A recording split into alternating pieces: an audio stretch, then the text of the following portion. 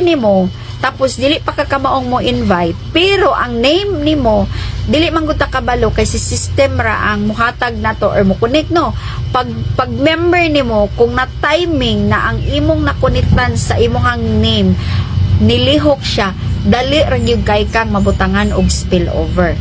And then ang spillover pud nimo nilihok pud siya mo na ingno na swerte gyud ka nga makadali dayon ka maka-income through spillover. At least naa kay chance. O di ba? At least naa kay chance na mabutangan gyud ka og taw at least na ay percent na gamay nga imong i-hold nga mukita gyud ka kung dili gyud ka maka-invite basta lang nagbayad lang ka sa imong subscription.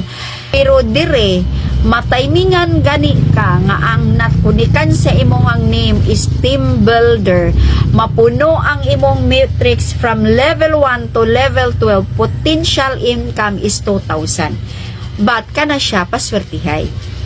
Dili wala na ko gistorya nga ang kana happen dayon pero tinuod jud na siya nga naay spillover. Paswertihay lang.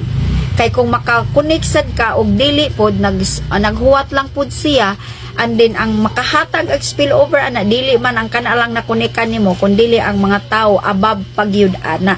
So sa ato pa kung nakonek ka dire example di kani siya naghuwat ra sad siya yang babaw pagidan na naghuwat so ang muhatag anang napa sa babaw so since naa sa babaw ang muhatag kung ikaw wala pug ka nag-invite so dugay maabot sa imuha kay ang pagbutang manggod sa system is paana so tanan nga left tanan pod nga right so sa ato pa siya kung nanaka sa ilawom so kung katong nasa babaw nga mga nag-una nimo mao pud to sila ibutangan pod kung mapuno na nga level ari na sad siya sa ubos. So kana tanan diha is mabutangan gid na siya tao but ang ato lang ana is wala tay assurance kung unsa siya kadugay nga mabutangan ang imuhang name.